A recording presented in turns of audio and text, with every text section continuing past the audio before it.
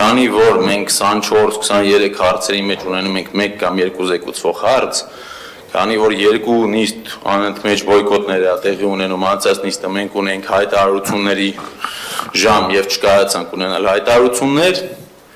պետք է հիշեցնեմ, սա քաղաքային պարլամենտ է, մենք եւ ֆրանկոֆոնիկ ազգ ենք, պարլամենտը ժողովուրդ ջան գալիս է ֆրանսերեն խոսել բայից, այսինքն այո, շնորհակալություն, ամեն կերպ փակելով մեր խոսելու հնարավորությունը, սա ակնհայտ ցույց է դնում, որ դուք թափանցիկության եւ պարլամենտարիզմին դեմ եք գնում։ Հիմա ես կուզեմ խոսել այն իրավական կոլապսի մասին, այն իրավական տերորի մասին, որը տեղի է ունենում այս շենքում եւ այս քաղաքում։ Առաջի թեման, կուզեմ անդրադառնալ ձեզ համար տխրահարճակ կարմիր գծերի 13 անգամ ապօրինի թանկացման որոշմանը, որը դատարանը կրկին կհիշեցնեմ 5 դատավորի կոլեգիալ վճռով ճանաչեց անվավեր, ոչ իրավազոր, սխալ, ապօրինի։ Ինչ է տեղի ունեցել դրանից հետո սիրելի քաղաքացիներ, երբ որ ձեր քաղաքային իշխանությունը անում է մի թանկացում, որը ձեր քաղաքային ընդդիմությունը դատարանում ճանաչում է անվավեր, բարեխղճության երևի մտքով եթե գնանք, կմտածենք դրանից հետո մարդիկ պետք է հետ կանգնեն դրանից, ասեն ժողովուրդ ջան կներեք, բարձվեց A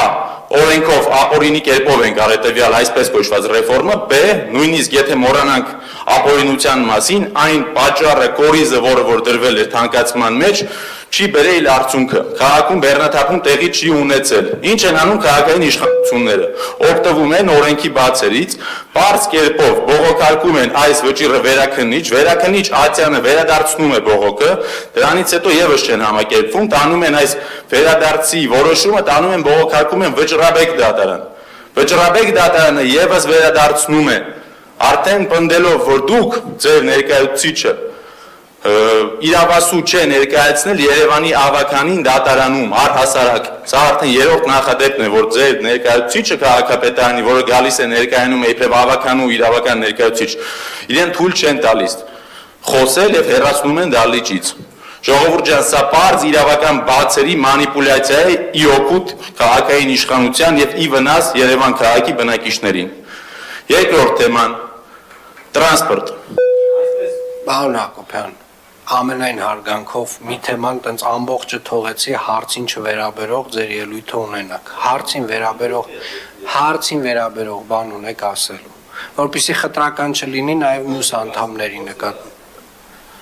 Տեսեք, իմ կարծիքով դուք շատ խտրական եք, որովհետև երբ որ ելույթը առաջի անգամը չէ եւ կարծես ունենք ինչ-որ կոնսենսուս, որ քանի որ զեկուցվող չզեկուցվողը sense բլոկ է կարել, գոնե այս ձևաչափով խոսում ենք, երբ ձեր կոալիցիայի ներկայացուցիչներն են խոսում ոչ թեմային վերաբերվող չեք ընդհատում, երբ մենք ենք խոսում ընդհատում ենք, սա արդար Պարոն Հակոբյան, հենց նոր մեր կոալիցիայի ներկայացուցչին խնդրեցի այսօր եմ այս, որովհետև անընդհատ ոնց որ մենք զարգացնում ենք այս ձևաչափը, բայց այնուամենայնիվ, եթե մենք օրինակ կանոնակարգը պահեինք, հարգելի գործընկերներ, վստահաբար շատ ավելի շատ հարցեր կկարողանայինք զեկուցեինք, քննարկեինք մանրամասն, որպեսզի հանրությունը տեղեկանար, բայց քանի որ անընդհատ ու անընդմեջ մենք թեմայից շեղվում ենք, որը ըստ կանոնակարգի չպետք է անենք, պարոն Հակոբյան, ստիպված այս իրավիճակը ունենք։ Հիմա եթե մենք այս սահմանները նորից ընդունենք, պարոն Հակոբյան ջան, մենք կվերադառնանք ավելի շատ հարցեր ըստ էության եւ ըստ բովանդակության քննարկելու։ Ես այս թեմայի շուրջ, ես ասում եմ, իմ համար կան առավելություններ եւ ավելի կարեւոր թեմաներ, ես Մայր Հայաստան խմբակցության իրավական հարցերով ներկայացուցիչն եմ, տեղի էլ ունեցել 3 գործավարական նիստ, որի ընթացքում ժողովուրդ ջան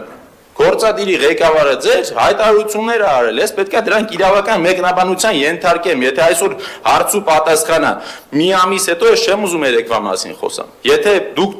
կրճատել եք չեք տվել խոսելու տեղը, սա է միակ տարբերակը, եթե ես օրինակ մտածում եմ, որ դուք բերեցիք տուգանքի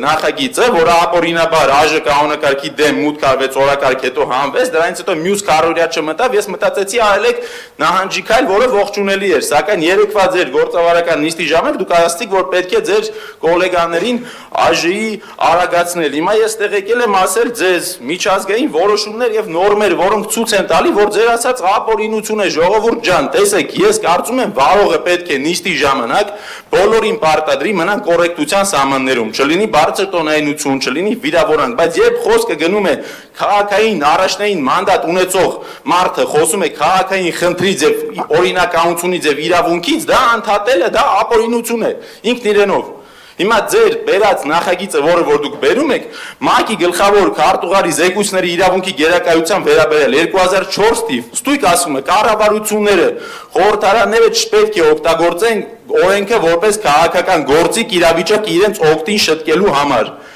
Դուք բոյկոտը, քաղաքացիական, սահմանադրական իրավունքի իրականացումը հիմա փակում եք նոր օրենքով, սա խախտում է։ Եվս մեկ երկուս նույնիսկ ասեմ, Վենետիկի հանձնաժողովի նախադեպային կարծիքները, Ուկրաինա, Ալբանիա, 2016 թիվ, 2007 թիվ։ Կարդացեմ, գուցե չգիտեք ժողովուրդ ջան, իմացեք, որ այդպես չանեք։ Նայեք, Վենետիկի հանձնաժողովը պարբերաբար ընդգծում է, որ օրենքները չպետք է լինեն ուղղված կոնկրետ դեպքերի լուծմանը։ Օրենսդրական փոփոխությունները, որոնք կարող են նպաստել իշխանության կամ քաղաքական ուժի շահերին, գնահատվում են որպես ոչ ժողովրդավարական։ Հիշում եք, չէ, դուք ժողովրդավար իշխանություն եք։ Սա ժողովրդավար չէ, ու պետք չէ այնպես ստեղծել երեկվա ձեր գործավարականին, որ դուք ասում եք բոյկոտը տանում են սեզ, բոյկոտը տանում են դենց, ես ուզում եմ շնորհակալություն հայտնել բոլոր այն քաղաքացիներին, ով մոտենում են ինձ ամեն օր Երևանի փողոցներում եւ ասում են, որ չեն վճարում եւ բոյկոտում են։ Ես ձեր ցավը տանեմ, լավ եք անում։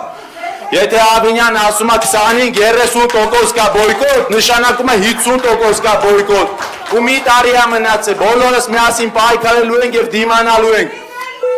Լավ, լրություն, պարոն Հակոբյան, ես կարծում եմ բավարար չափով թույլ տվեցի, որ դուք տարբեր զեկույցներից եւ որոշումներից մեջբերումներ անեք։ Լևոն Լևոնյան։